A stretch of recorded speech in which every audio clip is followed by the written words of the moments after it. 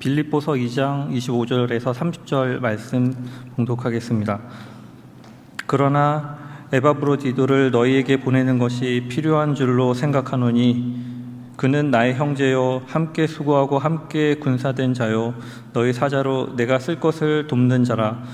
그가 너희 무리를 간절히 사모하고 자기가 병든 것을 너희가 들은 줄 알고 심히 근심한지라. 그가 병들어 죽게 되었으나 하나님이 그를 긍휼히 여기셨고 그뿐 아니라 또 나를 긍휼히 여기사 내 근심 위에 근심을 면하게 하셨느니라. 그러므로 내가 더욱 급히 그를 보낸 것은 너희로 그를 다시 보고 기뻐하게 하며 내 근심도 덜려 함이니라. 이러므로 너희가 주 안에서 모든 기쁨으로 그를 영접하고 또 이와 같은 자들을 존귀히 여기라. 그가 그리스도의 일을 위하여 죽기에 이르러도 자기 목숨을 돌보지 아니한 것은 나를 섬기는 너희의 일에 부족함을 채우려 함이니라. 아멘. 오늘 빌립보서 2장 25절 30절의 말씀으로 에바브로디도란 제목으로 함께 은혜를 나누도록 하겠습니다. 오늘날 내비게이션이라는 기계가 등장하여 우리의 삶을 얼마나 편안하게 만들어줬는지 모릅니다. 20년 전만 해도 우리가 다른 도시를 이동하려고 하면 차 안에서 거대한 지도를 꺼내고 그 지도를 확인하며 일일이 다녔는데, 이제 내비게이션이 등장하게 되어서 우리가 더 이상 지도를 사용하지 않고 우리가 가고 싶은 곳을 입력만 하면 내비게이션이 우리를 인도하게 되었습니다. 그래서 요즘 내비게이션이 얼마나 발전되었는지 우리가 가고 싶은 곳을 적기만 하면 제일 빠른 길, 그리고 가장 싸게 갈 수 있는 길, 심지어 어디 주유소가 가장 가격이 싼지도 알려줄 정도로 내비게이션이라는 기계가 많이 발전하였습니다. 이러한 내비게이션은 이제 차에만 적용되는 것이 아니라 우리 핸드폰에도 적용이 되어서 내가 걸어가고자 하는 장소를 입력하면 이 내비게이션이 우리가 어디로 가야 하는지 모조리 다 알려주게 되었습니다. 그래서 현대를 살아가는 우리들에게 이 내비게이션은 정말 중요한 기계가 되었습니다. 이 내비가 얼마나 유용한지 옛날에 이런 말도 있었습니다. 남자가 인생을 잘 살기 위해서는 3명의 여자의 말을 잘 들어야 하는데, 첫 번째는 어머니의 말씀이요, 두 번째는 아내의 말이요, 세 번째는 내비게이션의 말을 잘 들으면 남자는 성공한다는 이야기도 있었습니다. 우스갯소리로 하는 이야기지만 그만큼 내비게이션이 우리의 삶 가운데 중요한 위치를 차지하고 있다는 말입니다. 이 내비게이션이 우리가 가야 할 길을 찾아주고 인도하는 것처럼 우리가 하나님이 보시기에 아름다울 교회를 만들어 나가기 위해서는 우리를 제대로 인도해 줄 내비게이션이 필요합니다. 우리가 이 세상에서 신앙생활을 하다 보면 이 세상에 워낙 변수가 많고 여러 가지 일들이 많기 때문에 우리가 어떤 선택을 해야 하나님이 기뻐하시는 것이고 우리가 어떤 길을 가야지 하나님께서 원하시는 길인지 알 수 없을 때가 많습니다. 그렇기에 우리는 이 세상을 살아가면서 우리가 하나님이 원하시는 삶, 하나님 보시기에 올바른 길, 우리의 교회를 하나님이 원하시는 교회로 만들어가기 위해서는 우리의 영적인 내비게이션이 필요합니다. 그리고 그 영적인 내비게이션이 뭐냐면 바로 우리가 가지고 있는 성경책, 바로 말씀입니다. 이런 의미를 생각하며 오늘의 말씀을 보게 된다면, 오늘 말씀은 우리 교회가 올바른 길을 갈 수 있도록 인도해 주는 말씀입니다. 잠시 오늘 말씀의 배경을 살펴보면 우리가 함께 읽은 이 빌립보서는 빌립보 교회에 대한 내용이 적혀져 있습니다.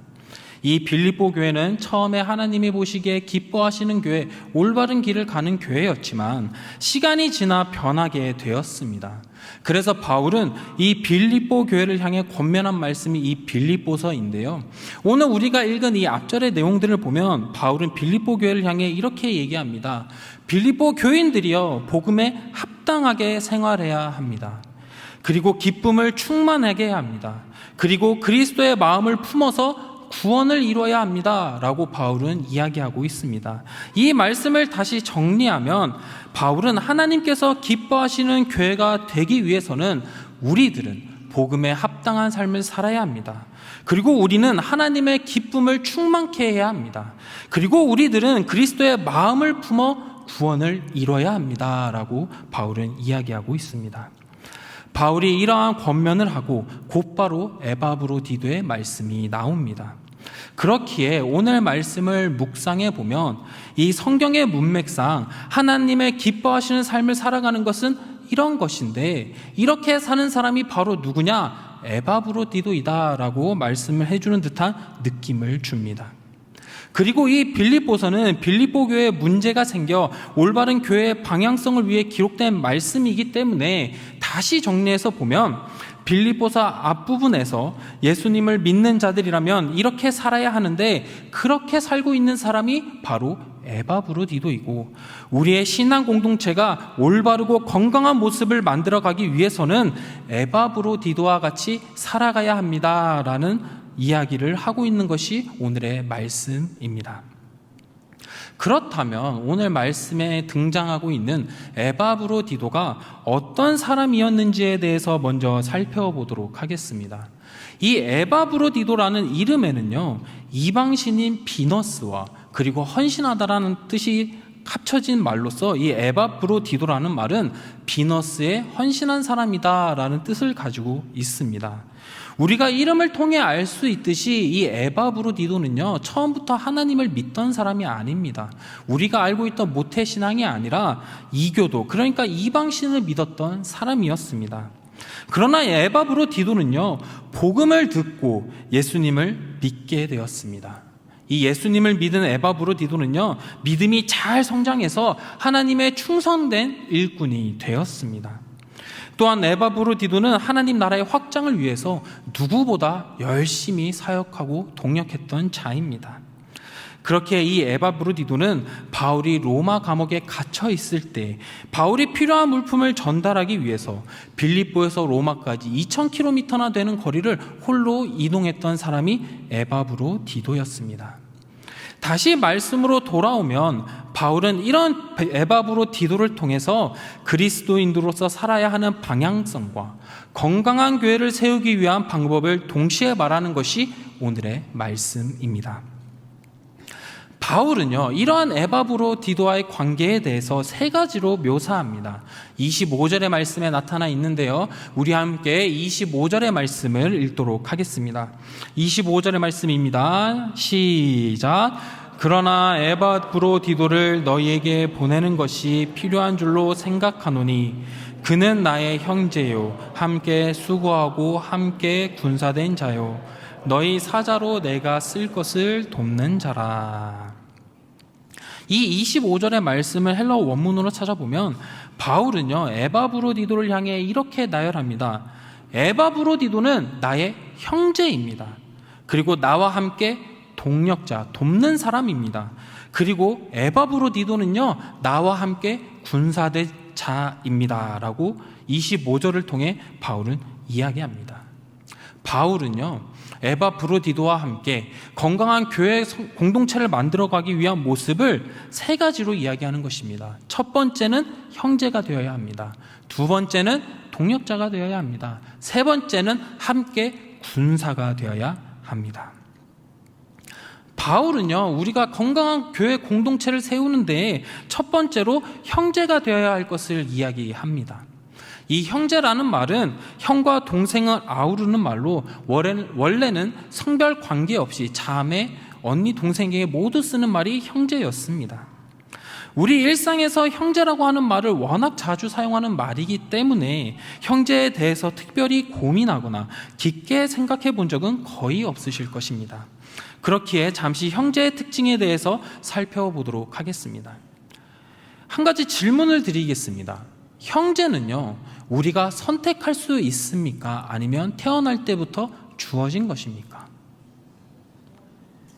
맞습니다. 형제는요, 내 필요에 의해서, 내 선택에 의해서 선택된 것이 아니라 형제는요, 하나님께서 주어진 관계라는 것입니다. 형제는 주어진 것이기 때문에 내 마음에 안 든다고 내 마음대로 끊어버릴 수 없습니다. 그렇기에 형제라는 관계는 사고를 쳐도 형제고요, 속을 썩여도 내 형제입니다. 단적인 예로 영화나 소설을 보면 동생이 죽을 병이 걸려 약해지거나 나쁜 짓을 하더라도 동생의 손을 놓지 않습니다. 왜 그렇습니까? 형제는요, 내가 선택한 것이 아니라 하나님께서 나에게 주신 것이기 때문입니다.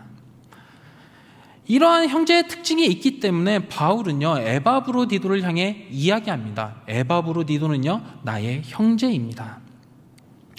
바울과 에바브로디도는요, 피 한 방울 서로 섞이지 않았습니다. 그럼에도 불구하고 그들은 주님 앞에서 나는 형제입니다 라고 고백하는 것입니다. 그렇습니다. 하나님께서요, 예수 그리스도의 복음을 믿는 우리 송영교회의 모든 식구들을 바울과 에바브로디도처럼 우리를 모두 형제로 불러주셨습니다. 그렇게 우리의 목장, 기관 식구들이 고나 미우나 나의 형제로 불러주셨다는 사실을 믿으시고 하나님 나라를 위해 서로 동역해야 할 줄로 믿습니다. 또 형제는 어떤 특징을 가지고 있는가 보니 계급이 없습니다. 물론 형제는 나이에 따라 예우하는 것이 다르긴 하지만 근본적으로 얘가 더 존귀한 자다, 얘가 더 높은 자다라고 하면서 형제끼리 계급을 나누지 않습니다. 형제는 계급이 없습니다. 이러한 모습은 교회의 형제들에게도 똑같이 동일하게 나타나는 모습입니다. 우리는 교회 안에서 한 형제입니다. 그런데 종종 간혹 교회에서 신앙생활을 할 때 이런 마음을 갖게 됩니다. 이 사람은 계급이 높은 사람이기 때문에 더 높여줘야 하는 사람이고 더 존귀 여겨줘야 하는 사람이다. 우리가 종종 이런 마음을 갖고 있지는 않습니까? 계급이 더 높은 사람이기 때문에 더 높여줘야 해. 이 마음을 갖고 있지는 않습니까? 교회의 형제는요, 모두 똑같습니다. 계급이 나뉘어져 있지 않습니다. 교회의 형제는 모두 동등합니다. 그렇기 때문에 누군가 상전이 되고 누군가 부하가 되는 공동체가 아닙니다. 예수님께서도 이 땅에 오셨을 때 계급에 따라 어떤 사람을 부리고 어떤 사람을 높이지 않으셨습니다. 마태복음 23장 6절에서 8절의 말씀을 보면 바리새인들이 모세의 자리에 앉아서 자신들이 상전인 것 마냥 행동을 하는데 이러한 모습을 보시고 예수님께서는 이렇게 말씀하셨습니다. 6절과 7절의 말씀을 제가 읽겠습니다. 잔치의 윗자리와 회당의 높은 자리와 시장에서 문안받는 것과 사람에게 랍비라 칭함을 받는 것을 좋아하느니라. 8절 함께 읽겠습니다. 그러나 너희는 랍비라 칭함을 받지 말라. 너희 선생은 하나요 너희는 다 형제니라. 예수님께서는요, 분명히 우리에게 말씀해 주셨습니다. 너희는 다 형제니라. 교회 공동체에 모인 우리들은 어떤 계급이 있고 어떤 등급에 의해 나누어지는 것이 아니라 모두 한 형제라는 것입니다. 오늘 말씀을 보면요, 에바브로디도가 바울을 무척이나 잘 섬겼습니다. 바울이 전면에 나서서 일을 하고 에바브로디도는 뒤에서 도왔기 때문에 이 세상의 관점으로 보게 된다면 에바브로디도가 바울의 부하처럼 보이기도 합니다. 그런데 바울은요, 에바브로디도를 향해 분명히 이야기합니다. 그는 나의 형제입니다. 세상은 우리가 가진 직업과 재산과 같은 것들로 계급을 나누고 등급을 나누지만 그러나 교회의 모습, 하나님의 관점으로 보게 된다면 교회 공동체 내에서는 우리 모두 똑같은 동등한 형제입니다. 그렇게 에바브로디도와 바울은 주인과 종의 관계가 아니라 서로 동등한 관계에 있었습니다. 한 형제된 바울은 에바브로디도를 높여주었고 에바브로디도도 하나님 나라의 확장을 위해 바울을 섬기고 헌신하였습니다. 우리가 속해 있는 이 교회 공동체는 하나님이라고 하는 한 부모 밑에 우리 모두 동등한 속해 있는 형제들입니다. 제가 목사라고 해서 하나님 앞에 존귀함을 받는 것이 아닙니다. 하나님께서는요, 우리를 목사로, 장로로, 권사로, 집사로, 성도로 동일하게 불러주셨습니다. 그리고 우리는 그저 그 직분에 따라 헌신할 뿐입니다. 우리는 교회 안에서 계급이 있지 않습니다. 그저 우리는 한 형제입니다. 우리는 반드시 이것을 기억해야 합니다. 마지막으로 형제의 특징은 함께 한다는 것입니다. 형제는 슬프면 슬픈 것을 나누고 기쁘면 기쁜 것을 나눕니다. 우리 형제가 성공했다고 하면 그 성공한 것 때문에 배아파하고 질투하고 시기하는 공동체가 아니라 마치 내가 성공한 것처럼 기뻐하는 것이 우리 교회 공동체고 한 형제된 사람들의 모습입니다. 그런데 오늘날 우리 사회의 모습을 보면 어떠한가요? 우리 사회의 모습은 경쟁 관계에 놓여 있기 때문에 다른 사람이 성공하면 그 성공에 질투하고 배아파합니다. 그러나 우리 교회 공동체 내에서 형제는 서로 시기하고 질투하는 것이 아닙니다. 우리 형제가 성공하였다면 그 형제를 위하여 진심으로 기뻐하고, 그 형제가 어려움을 겪고 있다면 그 형제를 위하여 같이 고통을 나누는 것이 우리 교회 공동체 된 한 형제의 모습입니다. 오늘날 형제로 부름받은 우리 송영교회 모든 성도님들께서도 마찬가지입니다. 우리의 형제가 기뻐하는 일이 있다면 내일인 것 마냥 기뻐해야 합니다. 그리고 우리의 형제가 고통당하고 있다면 함께 부르짖으며 기도하여야 합니다. 우리 고통을 나눌 때, 우리 형제를 위하여 고통을 나눌 때 우리 송영교회가 하나님께서 기뻐하시고 올바른 교회, 그리고 하나님께서 원하시는 방향으로 가는 교회가 될 줄로 믿습니다. 다시 정리하면 바울은 에바브로디도에게 형제라고 이야기하고 있습니다. 이 형제라는 말의 뜻을 살펴보면 세 가지의 의미를 가지고 있습니다. 첫 번째, 형제는 하나님이 주신 것이라는 것입니다. 교회의 형제는 하나님께서 주신 것입니다. 그렇기 때문에 우리가 미우나 고우나 우리의 한 형제로 여기며 살아야 합니다. 내가 마음에 들지 않는다고, 내가 불만이 있다고 그 형제를 끊어버려서는 안 됩니다. 그리고 두 번째는 형제는 계급이 없습니다. 우리 모두 동등하며 평등한 형제일 뿐입니다. 그리고 세 번째는 형제는 함께하는 것입니다. 우리 형제끼리 시기하고 질투하고 경쟁하는 것이 아니라 함께하는 것, 그것이 형제라는 것입니다. 우리는 교회 안에서 한 형제입니다. 하나님께서 우리를 형제로 불러주셨기 때문에 내가 더 잘났고 네가 더 잘났고 하는 것이 아니라 우리는 형제이기 때문에 서로 사랑하고 아껴주고 함께해야 합니다. 우리는 형제이기 때문에 동역자가 어려움에 처해 있다면 함께 슬픔을 나누고, 동역자가 잘 될 때 시기하고 질투하는 것이 아니라 우리는 함께 기뻐해야 합니다. 우리 송영교회는요, 바울과 에바브로디도처럼 한 형제, 우리 서로를 위하여 기뻐해주고 서로를 위하여 함께 기도해 줄 수 있는 공동체가 되기를 예수님의 이름으로 축원합니다. 바울과 에바브로디도의 두 번째 관계는 돕는 자였다는 것입니다.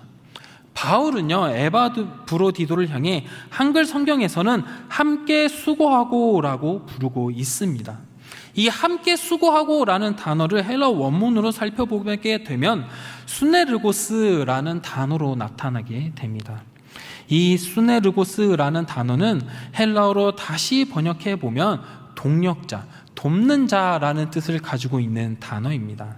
그러니까 바울은 에바브로디도를 향해 이렇게 얘기한 것이죠. 나의 돕는 자, 나의 동력자입니다. 바울이 말하는 이 동력자는 무슨 의미가 있습니까? 하나님 나라를 위해 함께 헌신하는 자들을 동력자라고 이야기합니다.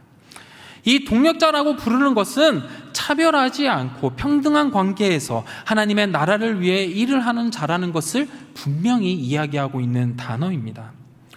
바울과 에바브로디도는요, 서로 동력자가 되었습니다. 서로 계급을 나누고 특권 의식을 만드는 것이 아니라 내가 더 낮아지겠습니다, 당신을 위하여서 내가 더 희생하고 하겠습니다 라는 이 마음으로 서로를 도왔다는 것입니다.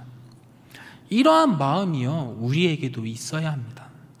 우리가 교회에서 하나님 나라를 위해 헌신할 때 내가 당신의 종이 되겠습니다 라는 이 마음으로 서로를 섬겨야 합니다. 그런데 만약 우리가 서로의 종이 되기보다 내 권리는 이만큼이야 주장하기 시작한다면 우리의 공동체는요, 빠르게 망가지게 됩니다. 예를 들어 우리 교회 안에서 우리는 모두가 평등하기 때문에 내가 이만큼의 대우, 이만큼의 권리를 챙겨야 해 라는 마음을 갖게 될 때가 있습니다. 이런 마음을 갖게 되면 내가 조금이라도 손해보는 것 같은 느낌이 들면 바로 서운해지고 토라지게 됩니다. 내가 동력자들을 세우는 종의 모습이 되기보다 내가 동력자로서 똑같은 대우, 똑같은 모습에 내가 위치에 있고 대접받아야 한다는 마음을 먹는 순간 조그만한 일에도 서운해지게 되는 것이고요.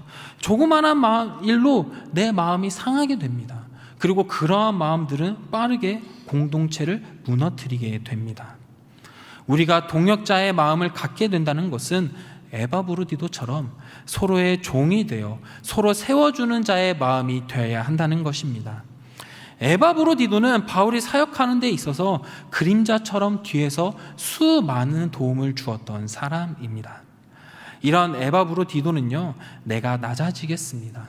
바울 당신이 하나님의 사역을 감당하며 빛날 수 있도록 내가 낮아지며 섬기겠습니다. 이런 마음으로 바울을 섬겼습니다. 그렇게 2장 30절의 말씀을 보면 그가 그리스도의 일을 위하여 죽기에 이르러도 자기 목숨을 돌보지 아니한 것은 나를 섬기는 너희의 일의 부족함을 채우려 함이니라. 에바브로디도는요, 바울을 돕는 일에 자기의 생명을 아끼지 않은 것입니다. 우리도 에바브로디도와 같이 동력자들을 낮아지며 헌신해야 될 줄로 믿습니다. 우리가 동력자로서 섬겨주고 헌신할 때 또한 우리가 조심해야 하는 것들이 있습니다. 우리가 계속 섬김을 받다 보면 우리 안에 죄성이 있기 때문에 대접받는 것을 당연히 여길 때가 있습니다.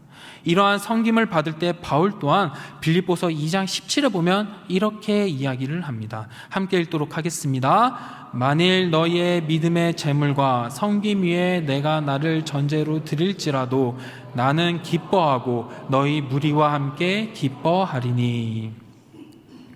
바울 또한 에바브로디도가 전심으로 자신을 섬길 때 그 섬김을 당연히 여기고 에바브로디도를 종 부리듯 대한 것이 아니라 너의 믿음의 재물과 섬김 위해서 나를 전제로 드리겠다라고 이야기하고 있습니다. 그러니까 바울은 자신을 섬기는 에바브로디도를 향해 자신 또한 모든 것을 다 드리겠다 이야기하는 것입니다. 에바브로디도가 바울 곁에서 낮아지며 섬길 때 바울 또한 나의 삶의 목적은 당신입니다. 당신을 위해 내 삶을 드리겠다라며 고백하는 것입니다.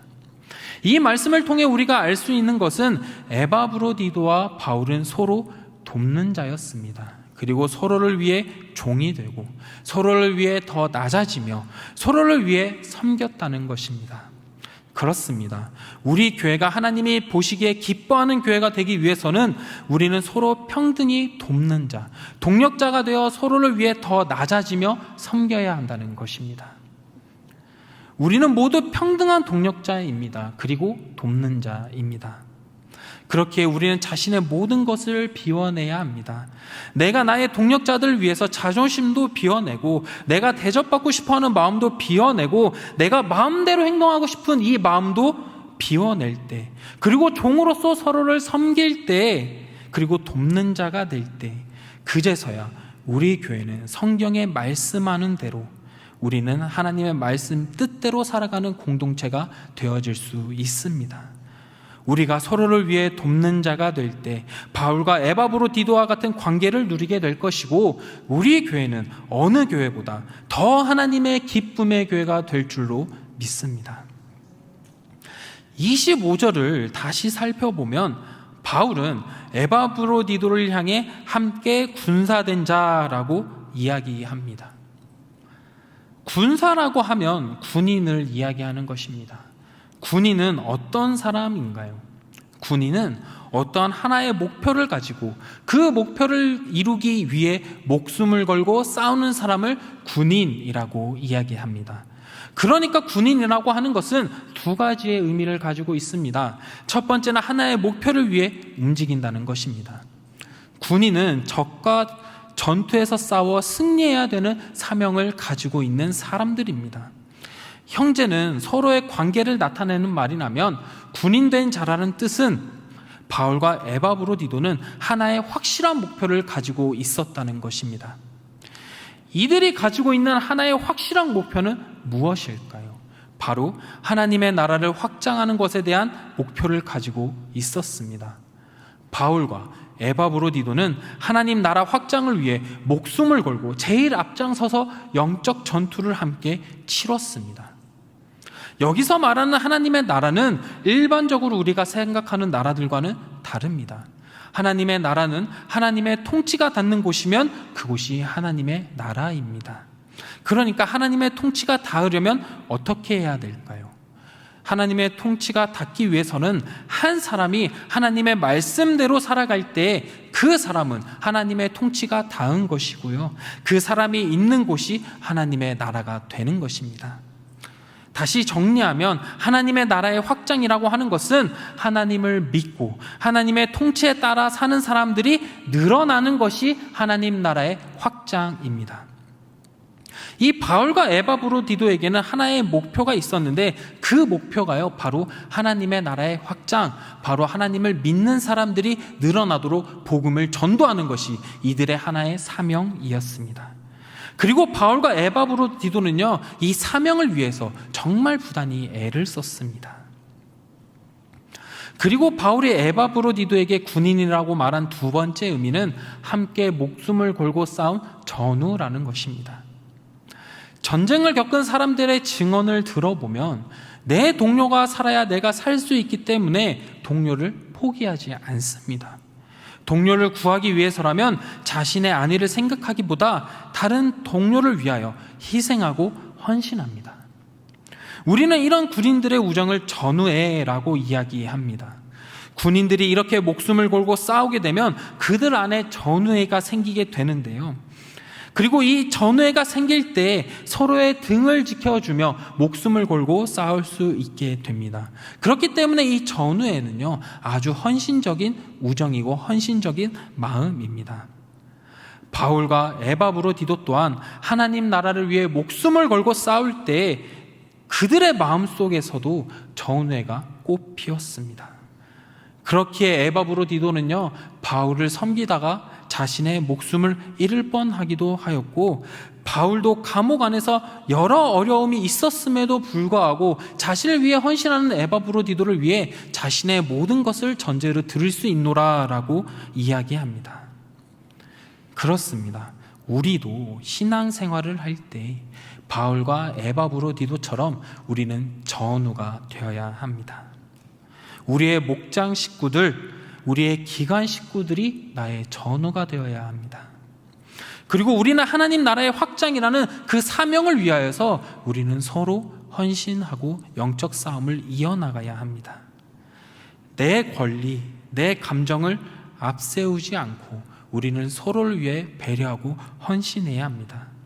우리의 목장의 목자가 왜 이래? 우리의 목원들이 왜 이래? 하면서 질타하고 비난하는 것이 아니라요, 함께 정쟁에서 나가 싸우는 전우와 같이 우리 목자가 정말 애쓰는 모습이 보니까 정말 감동이 있구나, 우리 목원들이 정말 훌륭한 목원들이구나 라면서 서로 세워주고 정말 사랑의 고백이 나와야 할 줄로 믿습니다.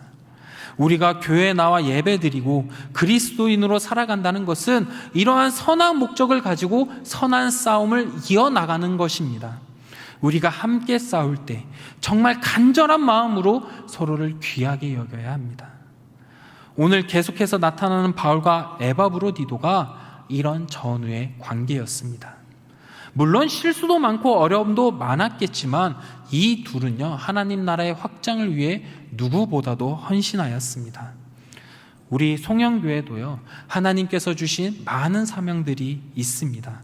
그리고 우리 성도님들께서는 그 사명을 위해 이루기 위해서 교회 곳곳에서 많은 헌신들을 하고 계시는데요, 우리가 하나님의 사명을 위해 헌신할 때 우리의 전우를 위해 서로 낮아지고 헌신하게 된다면 하나님께서는 우리 송영교회를 아름답고 건강한 교회로 만들어 주실 줄로 믿습니다. 마지막으로 우리가 하나님이 원하시는 교회, 아름다운 교회를 세우기 위한 마지막 방법은 바울의 모습 속에서 찾을 수 있습니다. 바울은요, 자신을 위해 섬기고 헌신하는 형제를 존귀히 여겼습니다.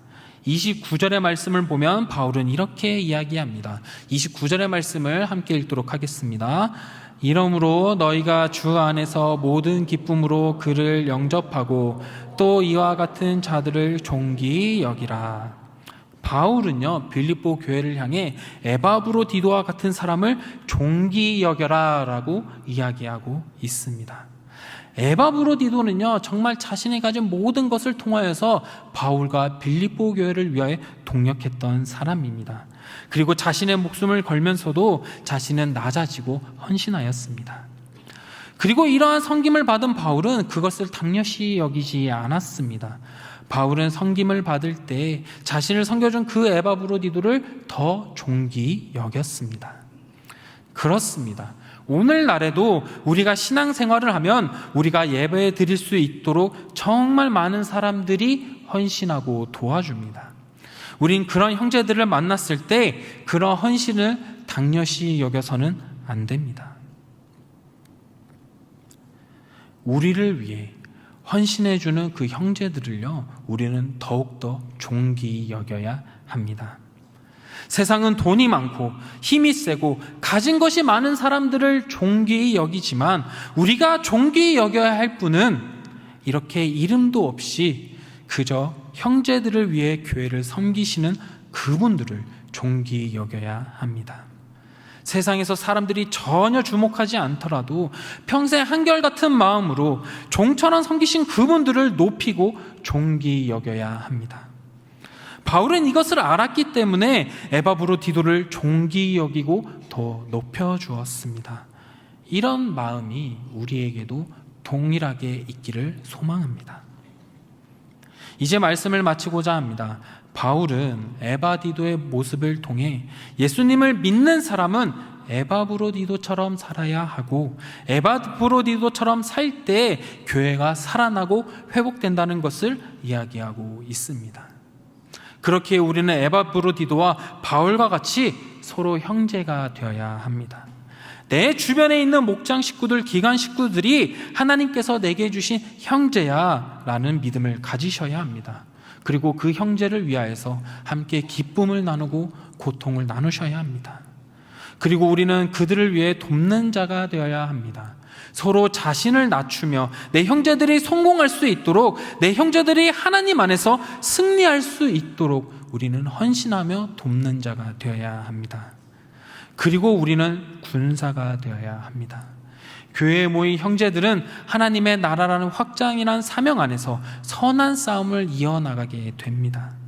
또한 군인들이 전쟁에서 전우회를 가지고 자신을 희생하고 헌신하는 것 같이 우리들은 형제된 교회 식구들을 위해 자신을 희생하고 헌신할 수 있어야 합니다.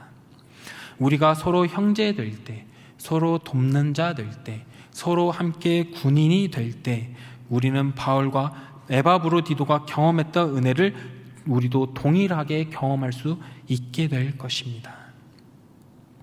그리고 우리가 이러한 마음을 여기고 서로 존귀하게 여길 때에 하나님께서는 우리 송영교회를 하나님이 보시기에 아름다운 교회, 하나님이 보시기에 기뻐하시는 교회, 하나님이 항상 선한 계획으로 인도하시는 교회가 될 줄로 믿습니다. 우리 사랑하는 성도님들께서는 에바브로디도와 바울처럼 서로를 아껴주고 섬기는 것을 통하여 우리 교회를 살아있는 교회, 주님이 보시기에 아름다운 교회, 주님이 보시기에 충성된 교회로 만들어 나가시는 우리 성도님들이 되시길 예수님의 이름으로 축원합니다. 이 시간